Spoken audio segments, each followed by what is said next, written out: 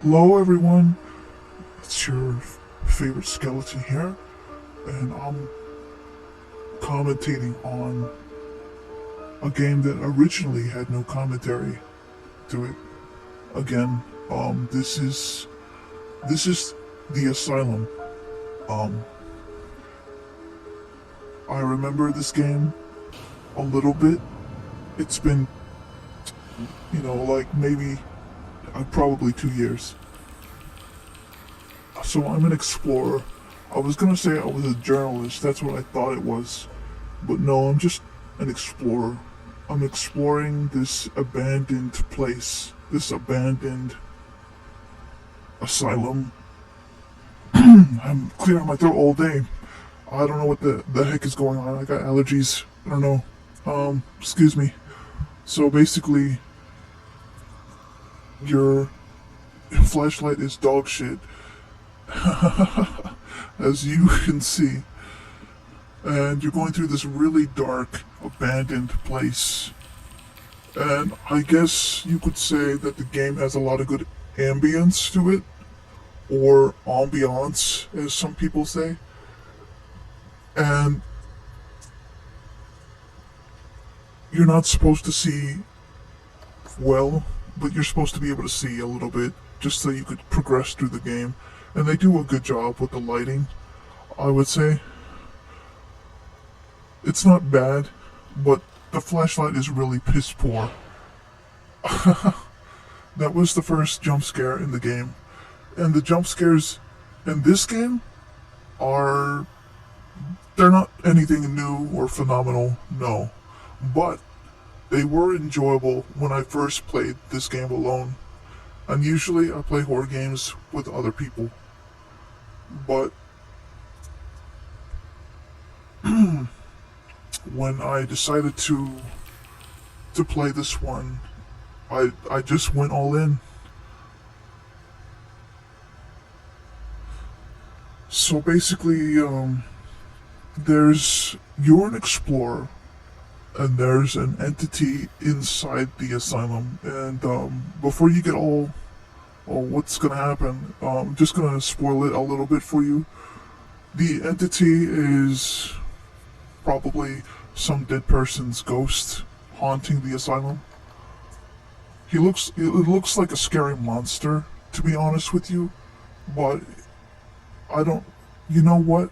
I don't remember the story to this game, but it was pretty story driven, I think. Or maybe it was just experience driven, because it's just one of those games where you get in and enjoy the experience. That means that you could potentially just play this game on your own, and no matter what happens, you're not gonna die. You're not gonna, worry about anything like that. Really dark here. I don't know what happened to the flashlight. Um, that's what I'm saying. It's dog shit. But other than that, um, I think you get your first real jump scare, real soon, if I'm not mistaken, and you see the entity.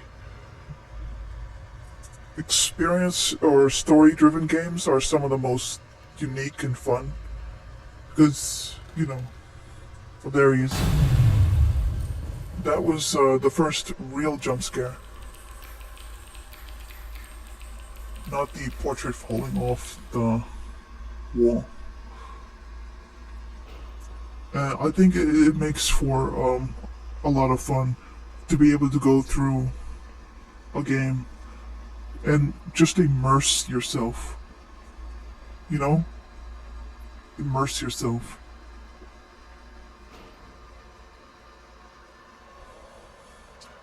I do not recall the story. Even looking back at the clips of this game, um, the story is not obvious, except that you're an explorer and someone has died in the building.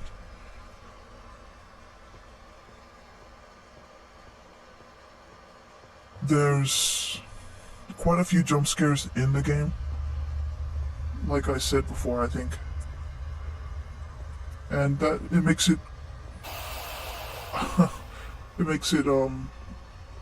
pretty scary the first time around. But it's not so bad knowing you're not gonna die. That's the room the person died in. Because, you can't open the door no matter what.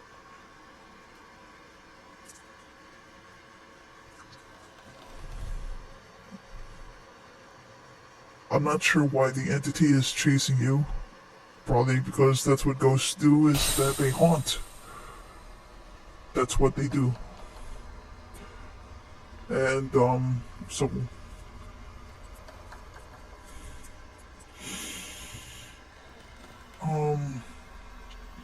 You could definitely play this sort of game with your friends, and that's fun too, but I think it's definitely more scary when you play the game alone for the first time. Because you don't know what to expect, and you don't have a person next to you to remind you that you have a friend or that you're not alone. The wheelchair of death, everyone.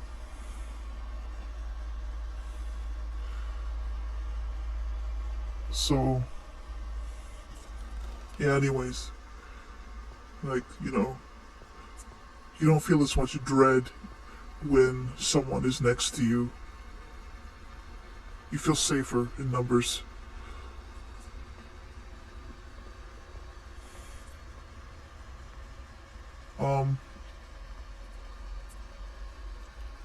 When I first saw that box, I'm not gonna say much about it, but I don't want to give anything away. Actually, I think I might not commentate on that right now. But the box reminded me of something. The sounds of the marching, it really is like it brings such a sense of paranoia. It'll come back later. The box, I'm not gonna say what though, because I don't want to ruin it too much. But I really appreciate the design choice. Yeah, the design choice in putting it in the game, like making. You'll see what I mean. Later. I don't remember how much later, but definitely something to that.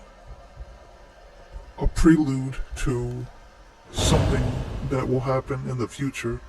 And I appreciate that the aesthetics of the game are, there's a lot of pictures on the wall, storytelling, once again. I don't know the story, like I said. It looks like there isn't much to story about this, if that makes any sense. There's not there's not a lot to say for it, but the experience itself. Yeah. Okay, here comes the part actually that I was talking about earlier. I'm going through this vent, right, and then I fall down, and this is probably my favorite jump scare of them all. My absolute favorite, because I didn't expect it. I did not expect it,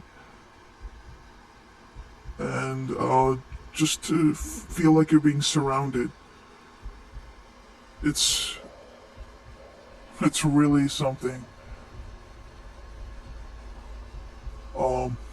The simplicity of the jump scare is that it's not even eyes surrounding you, or people, or anything looking at you. It's just electrical boxes. Electrical boxes. Of all things. I mean, I should have known. I should have seen it coming, but I didn't. And that's what made the jump scare good. It might not scare everyone, Like, they probably wouldn't feel the same thing that I do necessarily, but it got me when I first saw it. Um, I come to think of it, I don't scare easily, not even through jump scares. But sometimes it's like when you're really locked in, you really feel it, you know, the immersion, the threat, the paranoia, the dread, all of it. And that's what makes the experience so much better. So fun. I think I'm coming to the end of the game, if I'm not mistaken. Um, this is where I find a way out of the asylum. And it's not that um, I didn't appreciate the game. I think it was a bit too short. But at the same time, it wasn't, like I needed a long amount of gameplay just to enjoy myself.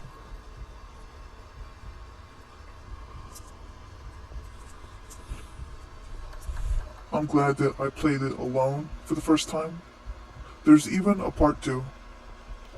There was indeed a part 2 to this game, but I never played it because one thing I could think of is I forgot about this game. I forgot about it existing. Um,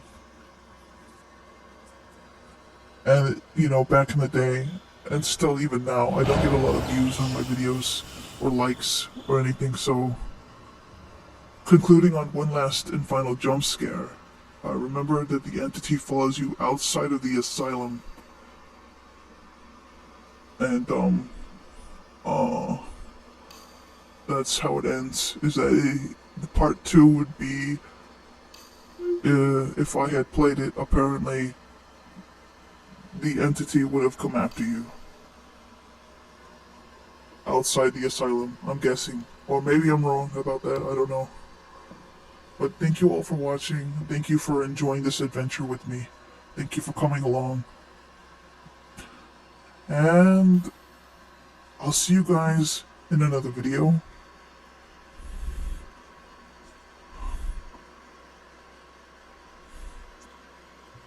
Peace.